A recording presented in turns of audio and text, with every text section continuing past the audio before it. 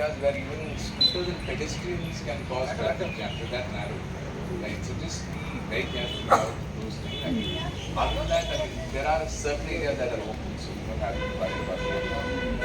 Then we're going to the Dargah or Bakhtiyar. So just a forewarning, of course, that you have to cover your head. Secondly, we will not allow one part of the Dargah. Just to put it in perspective, there are two, I mean, okay, so just to give you a brief background of I am. So just, yeah, this is what going to happen. So Mehrauli is Meher's son. So it is supposed to be the place, the son of Mehrauli. That is how the name started. I am not a Delhiite. I came to Delhi in the 80s when my dad was posted here. But Mehrauli was one of the first places that I heard of even before coming to Italy without knowing that it's a part of Mehrauli. A lot of you are my vintage, so it's from the song from Masoom, घोड़ा अपना तगड़ा है, देखो कितनी चर्बी है, चरता है Mehrauli, लेकिन घोड़ा अपना अरबी है. So at that time I did not, I mean, जाने अनजाने, I did not actually know that the reference was to Mehrauli and this place. It's only much later, maybe about 20 years after that, I realized that what they said was घोड़ा अपना तगड़ा है. चरता है Mehrauli, which is greater than Mehrauli, but it doesn't matter. For continuous habitation. The reason why I say older, I mean, of course, the Purana Killas where the Mahabharata apparently happened and all those things happened there, and there are remains from the Gupta ages and all that. I mean, but this is where there is a continuous habitation over a period of time. So the Tomars came first, and the Chauhans came later. And if you go straight down, Fendi Casa, where the Fendi is, just behind that is the oldest water body here called Anantar. It is no longer a water body. It's got, I mean, it's a cemented wall with a few steps that go down, and that's about it. It's a general rubbish. So that's what it is, and that's what most of the water bodies here have become. The Prithviraj, Villa, of course, means the fort, but the chances are that he never came to Delhi, and he never had it. I mean, he had a fortification here, but he never came to Delhi because Shakambari Ajmer was where he was headquartered. That was a much better place.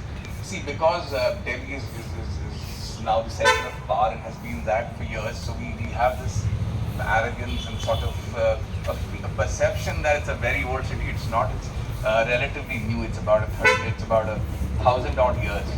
But the fact is that for a substantial part of the time, it became the capital and the center of power, and therefore the dominance of Delhi. But it's more of a than a ancient perhaps probably older than other, much older. It is gone, having that water bodies there. Firozshah Tughlaq was a successor. Tughlaqs. Then there was a small dynasty called the Sayyids, and then the Lodhis. Lodhi Garden and the other. And then for 1526 the Mughals came. And then Delhi sort of loses ascendancy and people move to Agra. Sorry, the capital moves to Agra, people are still here. So that's that.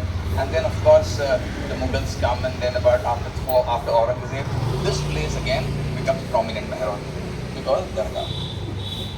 So now we are going to the first, I mean, so that's where the Phoolwalon ki Sair starts. I'll give you a history when we go further down. This is, the first point is Yog Maya Temple. So Yog Maya Temple is right here. It's quite a modern temple. I mean, it was rebuilt and refurbished in the 19th century under this Mughal ruler, during the Mughal ruler's time. His name was Akbar Sani, but his Akbar Sani, which means Akbar the second, not the first Akbar. This guy ruled from 1806 to 1837, just to put things in perspective. So this was built during his time, not by him, by a noble of him called Raja Sair. He sort of rebuilt it. The whole story of Yog Maya is this, that it's in Bhagavad Puran. I don't know whether this is this Yog Maya, but the general story is this, that Kans, the uncle of Krishna, was cursed. It's very like the biblical tale of Herod and Jesus, where they say, so Kans was told that his own sister will bear a child who will kill him in the end. So then Kans kills off seven of his sisters. So then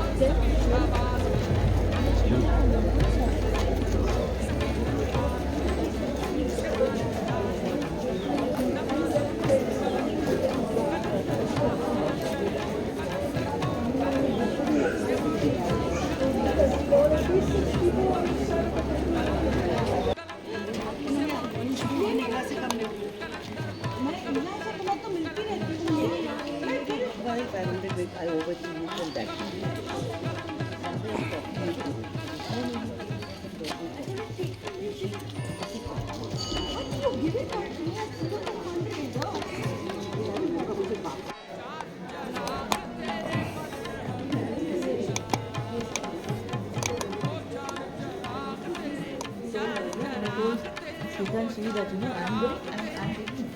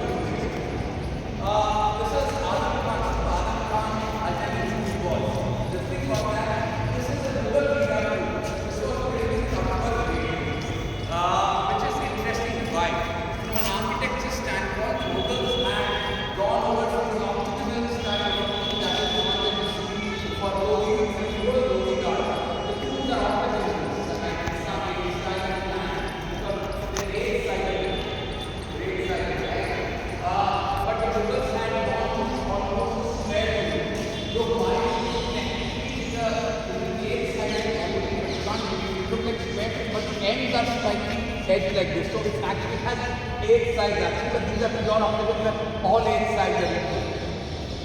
This is also supposed to approximate the Islamic concept of heaven, the Hashd Bahish, the 8-fold heaven.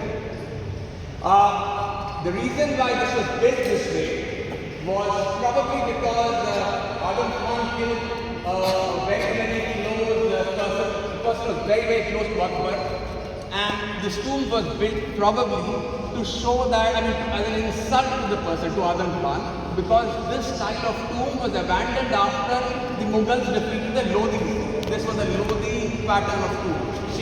Also the Sher Shah tomb is also like this. The Sair tomb, Muhammad Shah Sair is also like this. So that's one of the theories about this. Secondly, the person who was killed by him is buried in Nizamuddin. His name is Adham Khan. Adham Khan's tomb Adham Khan. Adham Khan's tomb is faced with sandstone and marble. This is just plastered. So that's the other thing. So what all we have here, it's rubbing and plaster. It says that it's got plaster and it's polished to give you the scene. They've got these, again that's inside plaster work. You see this that you see at the top of the door, that's inside plaster work, where you first apply wet plaster, then come into the so that the paint gets into that. So this is the next thing that you sort of inside this pattern. So you will see more of this on the dome of the inside that. Of course he's buried here, but he's buried way below. So this is like a marker. Not only he, even his mum was buried here. Her gravestone is not here because sometime in the late 19th, early 20th century, this was converted into the residence of a Britisher. Oh. Yeah, so this was removed. So please don't be surprised because if you go to the Mehrauli Archaeological Park, there's something called Dil Khusha, where the tombs were removed, where the cenotaphs were removed, and then rooms were constructed all around to give the look of a colonial house. So please do not be surprised. And then sometime in 1905, when Curzon was here, one of the gravestones was located, the other wasn't. Now the story behind it. So I was saying that Akbar was about 3 when he met his mother for the first time after birth. And then Akbar had been most of his life, at least his early life, with. Okay. Into most of his early life with nurses, etc., and tutors, because his father was either on the run or he was too busy. And then at the age of 14, Akbar became the king when his father died. Humayun died when he fell off a staircase and broke his neck. That's Purana Kila. So at the age of 14. So at that point in time, the people who were closest to him were his wet nurses and their husbands. The wet nurses were called Anagas, and the husband was called Adda, the tutor, right? So there were 2 main wet nurses that he had. Again, please don't remember names. The one was called Mehem Anaga and one was called Gigi Anaga. So Mehem Anaga's son was Adham Khan. He was, of course, the fact that they got preferential treatment. He was treated like a foster brother of Akbar. They called Kokas. Technically born of the womb. Kok means the womb, but born of the womb was the foster mother. So they were called Kokas. So there is this person called Mirza Aziz Kokaltash also. He has a school called Chausat Khamba in Nizamuddin. So similarly, Adham Khan was the son of Akbar's foster mother. So what happened was that, like I said, there were 2 of them, Gigi Anaga and Mehem. So Gigi Anaga's husband was a person called Adga Khan. He was made the senior most noble during Akbar's reign. So Mehem Anaga's son got really angry, and he's supposed to have entered a full court during afternoon when Adga Khan was sitting in the courtiers. Akbar was at rest, and he killed Adga Khan. Adham Khan killed Adga Khan and a couple of other courtiers and rushed to Akbar's quarters. Now Akbar was just got out of bed, and then sometime in the noon, he rushes out and he sees Adham Khan rushing at him with a sword. And Adham Khan says that I have killed Adga. Adga is right, I have killed the Adga. So Akbar says that what have you done? So the words he uses, narration. Okay, kids, please cover your ears. He says, one of the things that he says is that Bachai Lada Kara Adga Mara Kashti, which means that you son of a bitch, you've killed my Adga. So interestingly, that is the more parliamentary version. So this is from Abul Fazl's Akbar Nama. There is another person called Bayazid Baya. This is where you need to shut your kids' ears here. So this is from a person called Bayazid Baya who was an eyewitness. So Bayazid Bayat says, and the reason why I'm saying this is because when I had written about this in one of my posts on Insta, then someone had replied saying that certain things are best said in Hindi. So he says that Hazrat Zaban Hindustani Farmandar, which means that Hazrat, the sir or the honorable man, said this in Hindustani. I canto kara abga mara kashti. Canto is the because there is no harsh G in Persian. So please use the G word. Okay. So that's what he said. So that is the eyewitness account of the hey sodomite, why did you kill my Adga? So then what happens is that then he picks up Adga and he has Adham Khan picked up and thrown from the first floor of this thing. So the people are slightly sympathetic to Adham Khan. So he doesn't die in the first attempt. So the next Akbar makes sure that he lands on his head. So there is this painting from Akbar Nama where it captures the exact point in time when Adham Khan hits his head on the floor.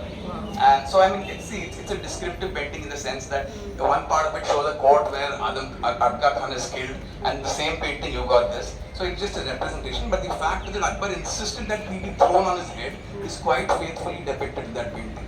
So this is the background to this. So now Adga Khan, the foster father, the tutor, is buried in a tomb right next to Nizamuddin Aulia's Dargah. It's right next to that. 5 years ago, you could have probably walked from Adga Khan's tomb and crossed over to now there's a higher wall. Adham Khan is buried in relative obscurity. Once the Mughals came by 15th century, this place has become quite obscure. So he's buried here. It's away from the Qutub Minar, away from the Dargah of Bakhtiyar Kaki. He's buried here in a quadzite. This is the Delhi stone for the quadzite. the mining of which was stopped by the Supreme Court. This one. So this is this quadrant. It is thoroughly useless tool. You can't carve it. You can just use it to bulk things up. So that's that. Then it's got plaster. What you see above is plaster. So he was buried here in the plaster. This thing in octagonal tomb, which is supposed to signify the people whom the Mughals had vanquished. So that's the star. This we are talking about the 16th century, right? So like I said, it's a very people say this is Islamic architecture, this is Hindu architecture. So by this time, they were all a lot of elements of different religions were incorporated. What we in architecture, so you got places, you got Taylor,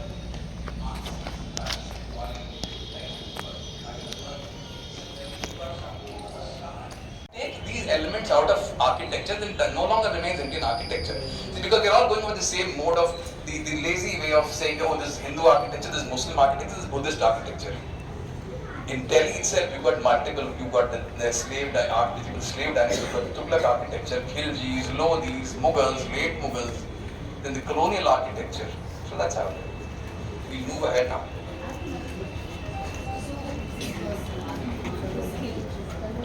Executive, yeah.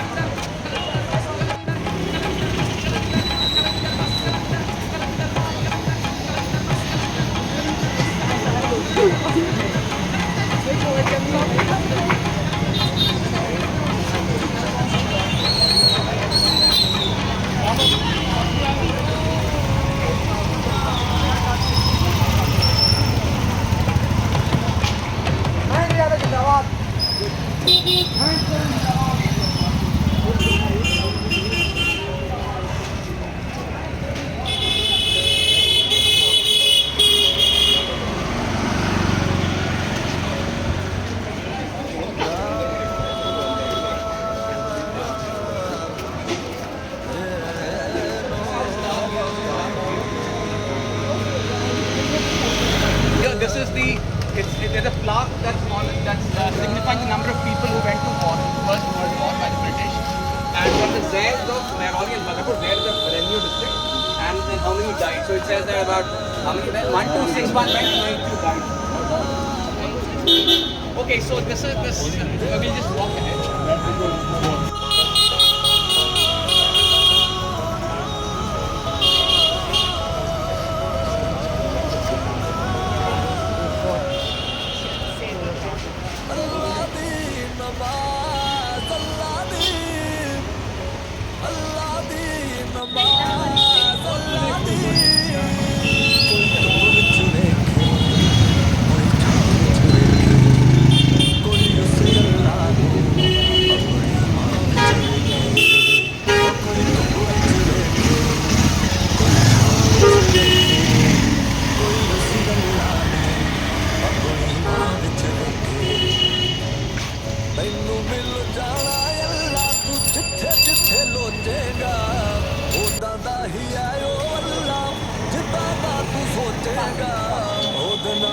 खबला के है भर ले तू परवाज़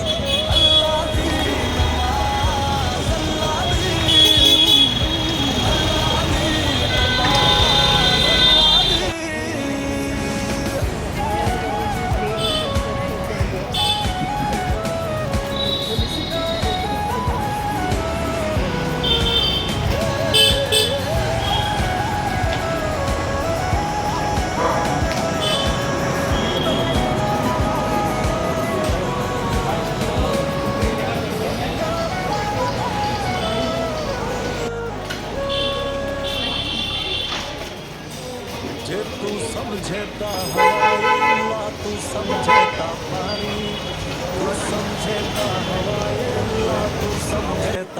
और जिस्म नु छड़ के एक दिन रू अल्लाह कोल है जानी जिस्म नु छड़ के एक दिन रू अल्लाह कोल है जानी जे तू सब देता तू सब देता पारी जिस्म नु छड़ के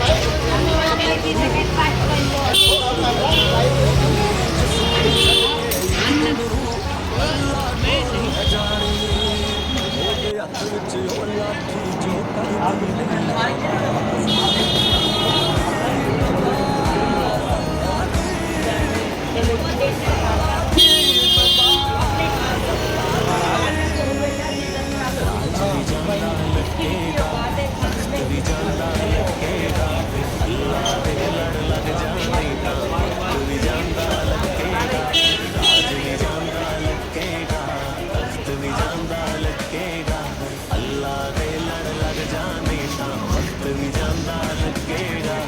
there because there will be no context.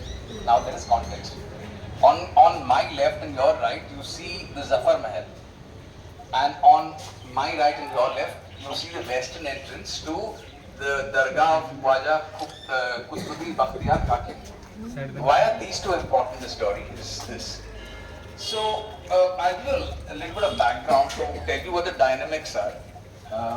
Unfortunately, that's been my training in history, and I can't leave that behind. So there'll be a slight tinge of Marxism because I went to college in the 90s. So, okay. Thank you for that. Thank you for that. Okay, so here goes. There was in 1707, Aurangzeb passed on. And then he has a slew of descendants. I mean, there's a whole long list of rulers. So, just to put things in a nutshell, Babur is the first Mughal ruler in India. He rules for a very little. Then there is Humayun. Then there is Akbar, who ruled from 1556 to 1605. Then there is Jahangir, who rules till 1627. There's Shah Jahan, who rules till 1658 or 59. Then Aurangzeb rules from 1659 to 1707. So we've got the first 5 rulers who take up about 2 centuries, and then for the next, please do not remember these names, but I'm just telling you I'm just explaining this to you to understand how weak the kingdom has become politically speaking. So after Aurangzeb, I mean, there's a slew of rulers. There's Farrukh Sair, there is Jahandar Shah, Rafiud-Dawla, Muhammad Shah, Ahmad Shah, Alamgir II, Shah Alam, Akbar II, and Bahadur Shah Zafar. So in the next 150 years, you've got so many rulers. So again, these names are not to be remembered. The only thing is that when the early Mughals were there, this place was not prominent. When the later Mughals, that is the Mughals after 1707, came to power, this place gained some sort of prominence. Why are they called the later Mughals? Because first of all, they are too numerous to remember. Secondly, they didn't do much technically speaking. Muhammad Shah Rangila essentially lost to Nadir Shah, and then the Peacock throne was taken away. But one thing we ignore a lot of things, the undercurrents. We never study history of people, right? So we don't remember that it was during his time that Persian became less important and Urdu became more important. In culture, for instance, Khayal Gayaki became very important during Muhammad Shah Rangila's time. But 50 years on, Ghazal became the most significant form of Urdu poetry. So we sort of ignore that. And then there was a lot of religious syncretism in Delhi at that point in time. But be that as it may, in 1758, the ruler of Delhi was thrown out of Delhi literally because his father was murdered in Firozshah Kotla. So he just ran away from Delhi. And he was coronated in Bihar in an opium factory in a place called Gulzar Bagh. About almost 100 years later, Bahadur Shah Zafar stays at that same place as he's taken to exile in Rangoon, except that at that point of time, opium is no longer important, so it's not an opium factory. But when Shah Alam or the Shah Alam becomes a ruler, that's in 1758-59, then opium is a big thing, and he's coronated in the king of Delhi is coronated in an opium factory in Patna. So that's how much they're afraid of the nobility. brought back to Delhi and set up in 1772. A person called Shah Alam. Ma'am, this is just context. He set up in Delhi by the Marathas, who he thanks profusely, whom he makes his deputy commander, etc., etc. But in 1886, he's blinded by another invader, from Bareilly, from Bugilkhand. He's blinded, and then he becomes.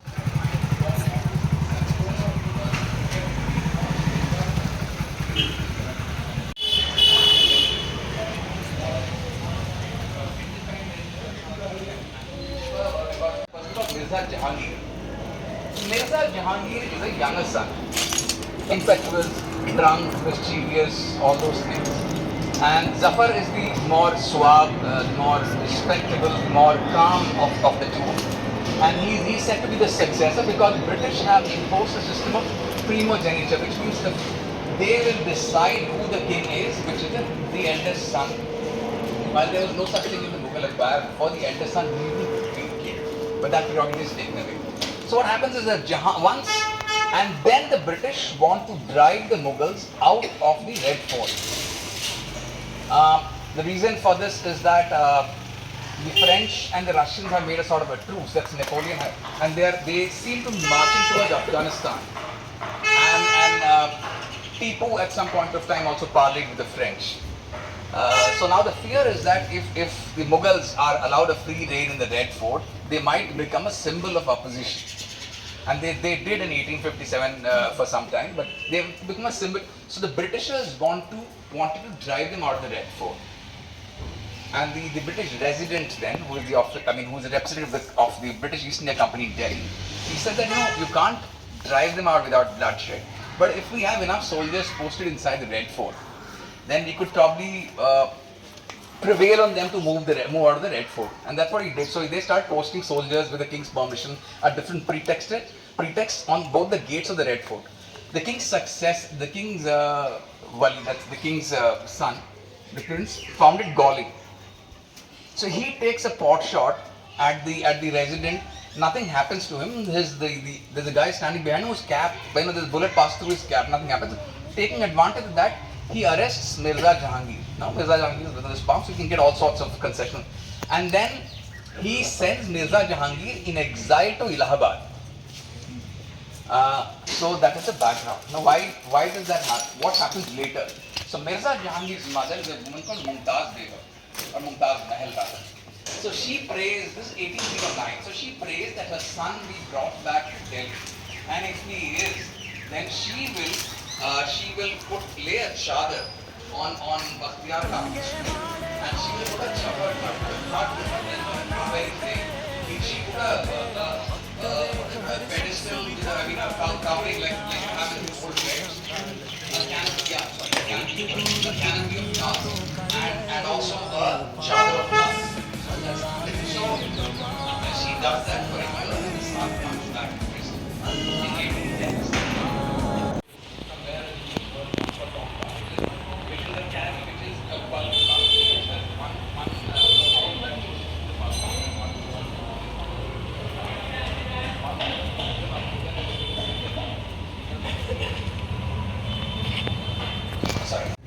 Houses here are taken on rent. People who houses here come here, other people are taking a house of people who are renting on rent.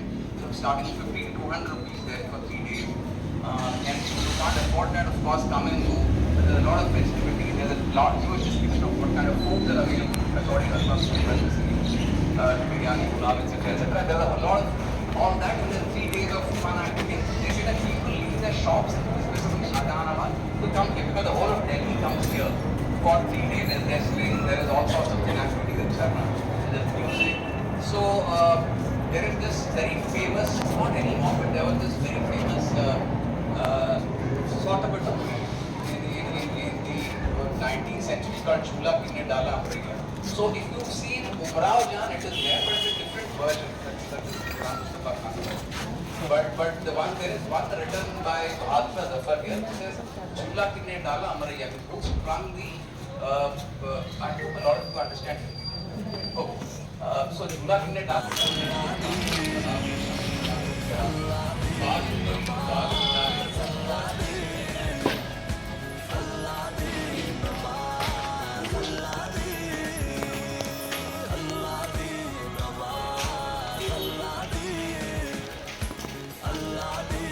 नमाज अल्लाह दी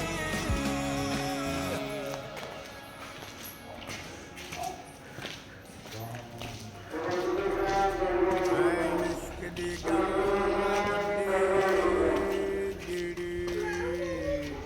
शराफी दूर हटावे कावी छोड़ कदाई जावे जिन्ना इश्क तमाचा लावे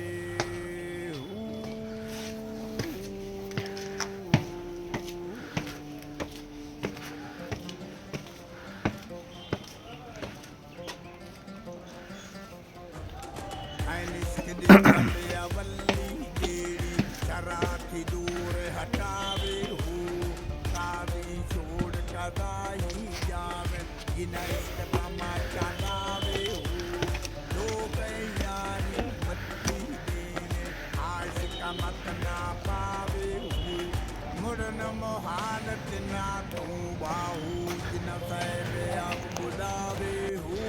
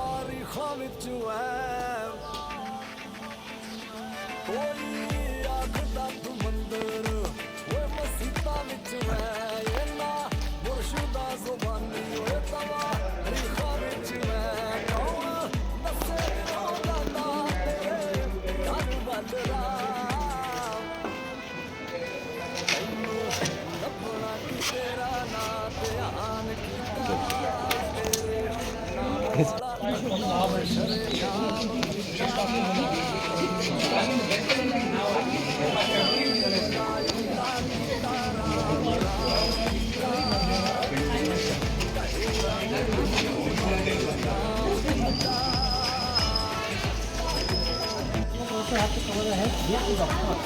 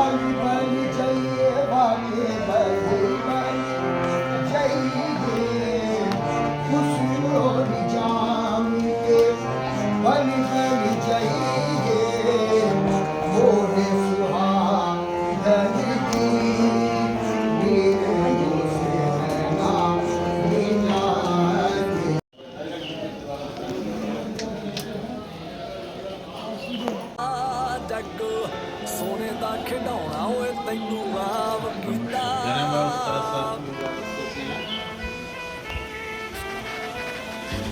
हाय वे अल्लाह अल्लाह कीता राम राम कीता कटे आके तैनू बदनाम कीता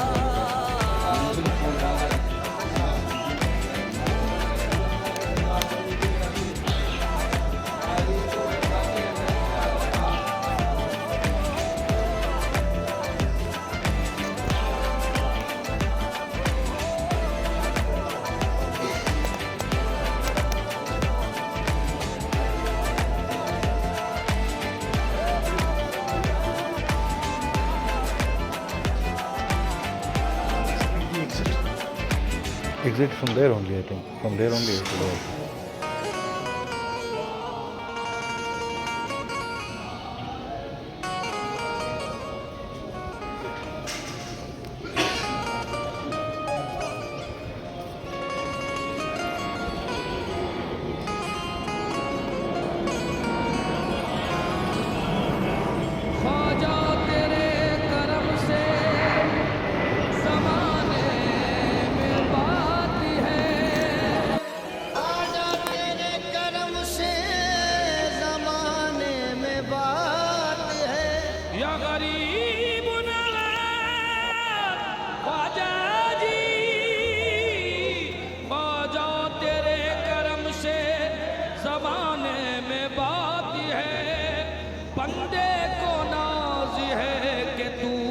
बंदा नवाजी है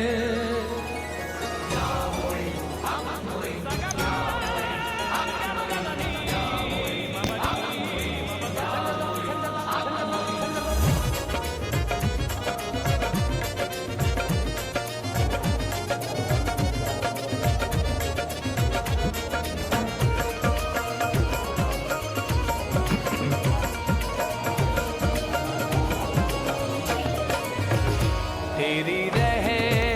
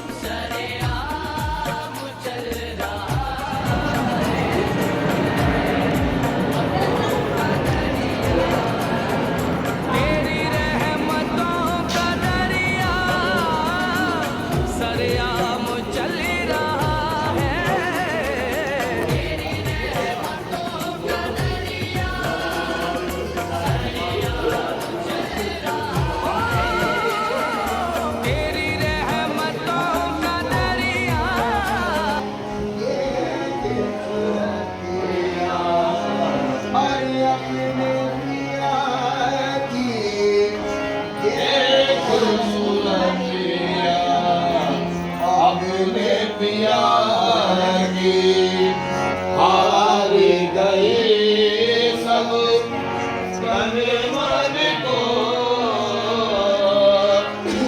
रे सकी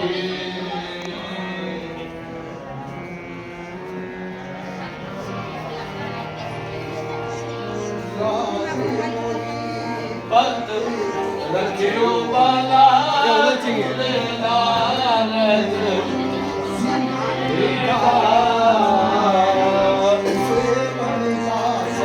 शाबाज कलंदर हम दम मस्त कलंदर अली दम दम दे अंदर हुसैन लाल कलंदर लालो दम ये पति रखियो बाला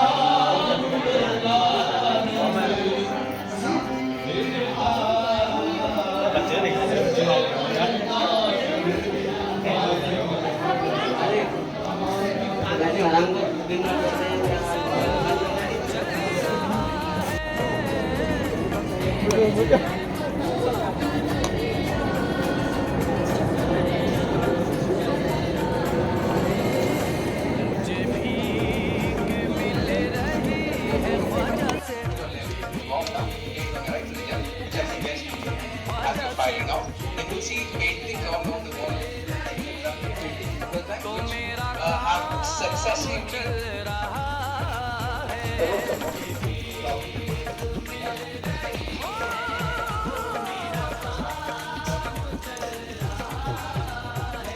मुझे भीख मिल रही है मेरा काम चल रहा है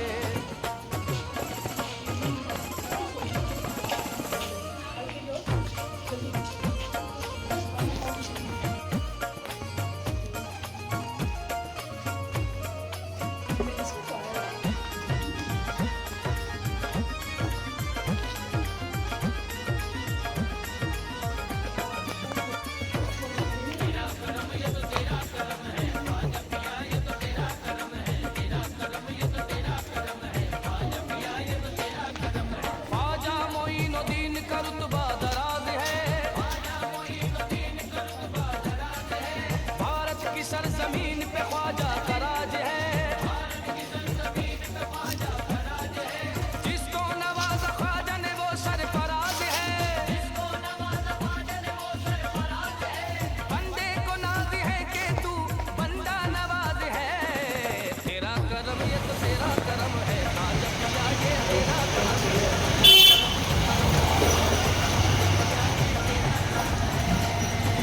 दुनिया में जो कायम तेरे मंग तो किधर से गए इधर गए इधर गए?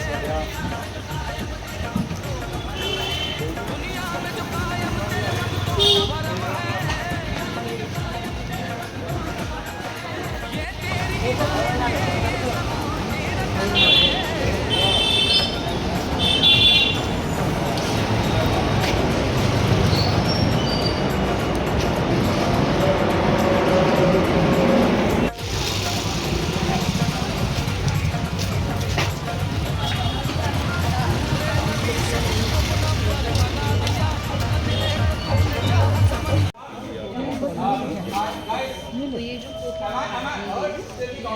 Yes, audible.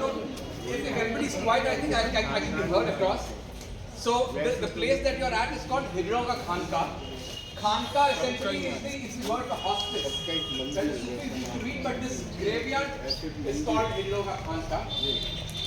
It is said that Qutubuddin Bakhtiyar Kaki himself had allocated the land for someone who he himself called Baji, that is a eunuch, right?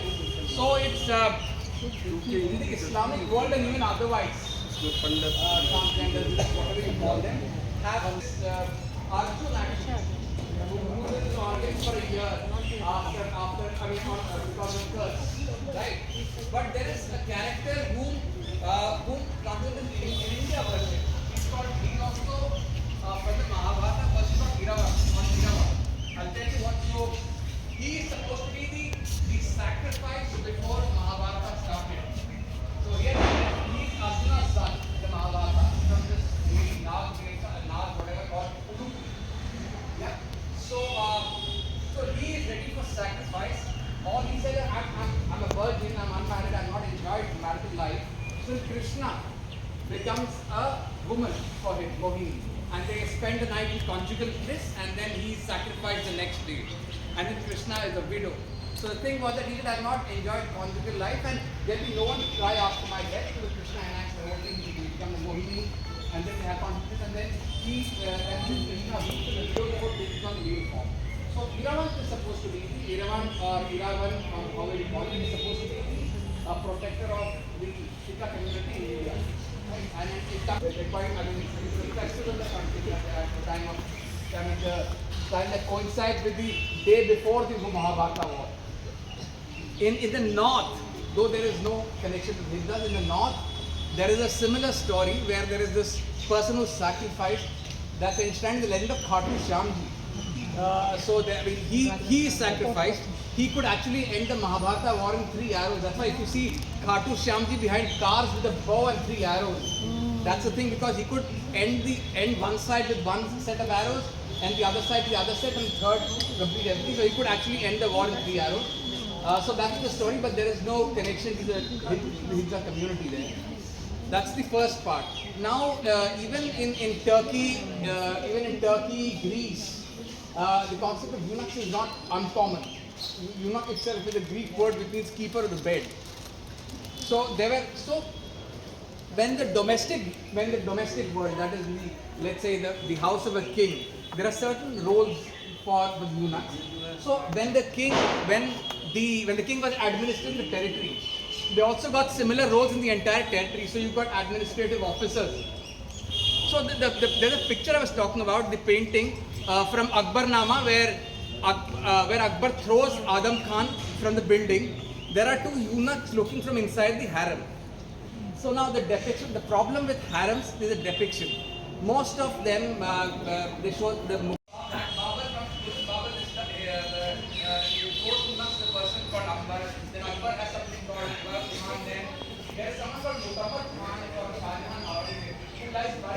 right opposite Dargah of Qutubuddin, Bakhtiyar, Kaki.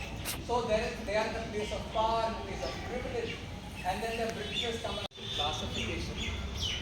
But of course, the legal battle for marriages, more the civil and all that is still going on. But I mean, you got, like I said, quite a checkered history. This is where about 48 or 49 of them lie buried here. You were asking what the niches on that wall is. That is the western wall. So when you come to a mosque or to a tomb, you pray.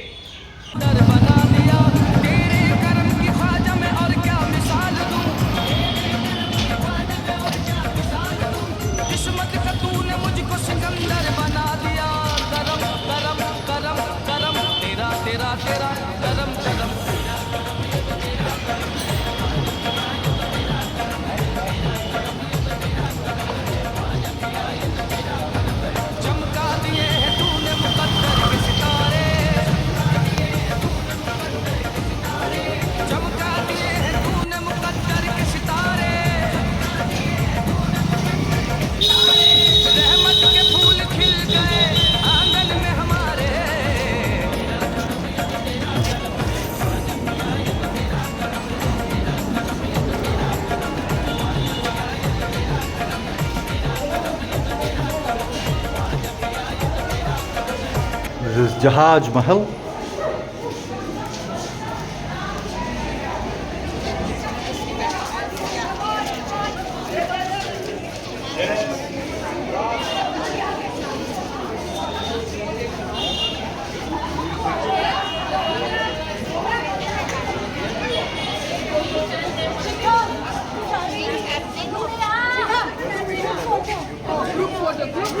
Place where people could, where the Sufi saint or the pir would be and his disciple would join him, and that's where he would start teaching and he'd tell his disciple about what he felt about the world, what was his view about the world, what was his view about God, etc.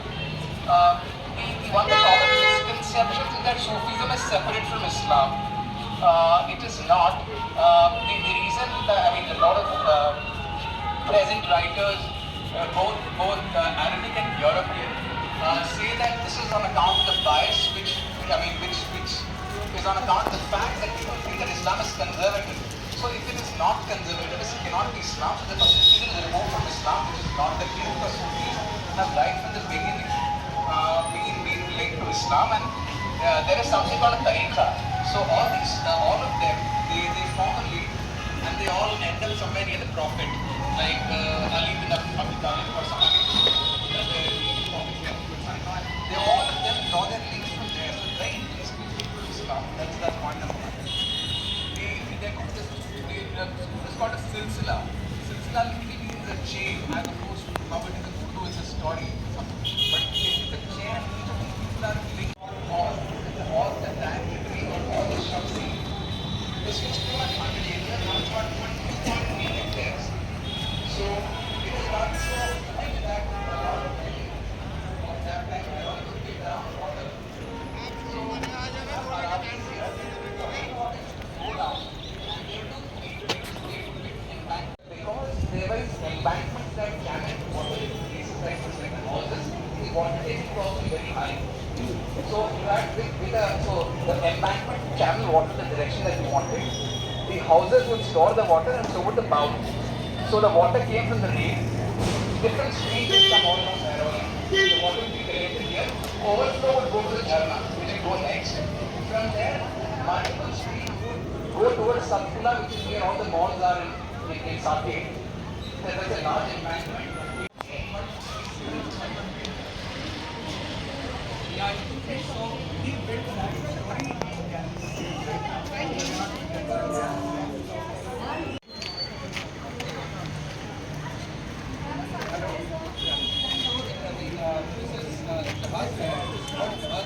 It was called Jahaz Mahal because the water all around.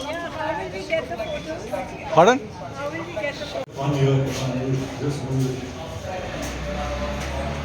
Beautiful. So this apparently was built much later. It's a Lodi period tomb, but Lodi period construction. Nobody exactly knows. I mean, what I told you was all speculation. Nobody exactly knows what the purpose is. Some say it could have been a mosque because there is prayer is to the west, right?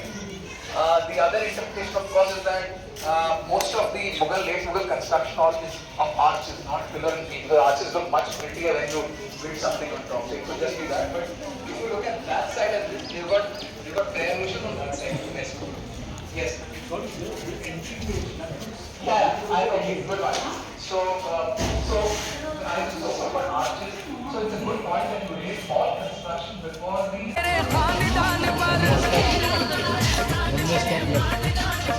खाते हैं ख्वाजा हम तेरे दरबार का सदका सदका सदका सदका सदका सदका सदका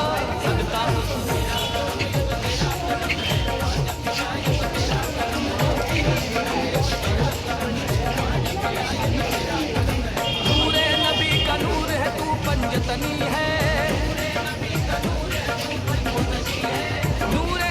का नूर है तू पंजतनी है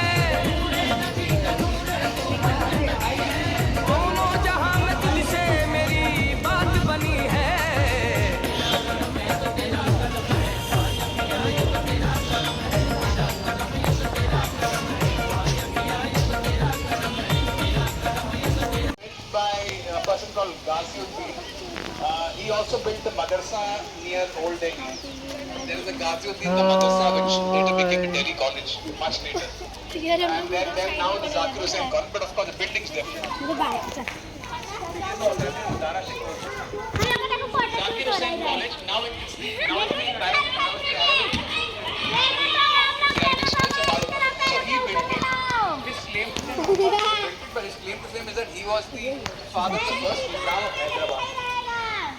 Yeah, so this building, the small pavilion was built because it was constructed by Zafar much later.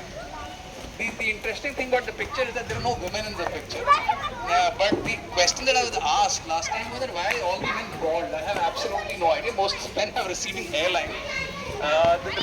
The question I was expecting was that why are there no women? Obviously because of the fact that women were in Dargah. Sketched at that point in time. So that's the reason why. So this was built later. So I mean, this was just a. Bag मत देना बस ऐसे newspaper दो और bag दो 4 अलग अलग चार अलग वही चंद्रशेखर को भी जाके वही बनाना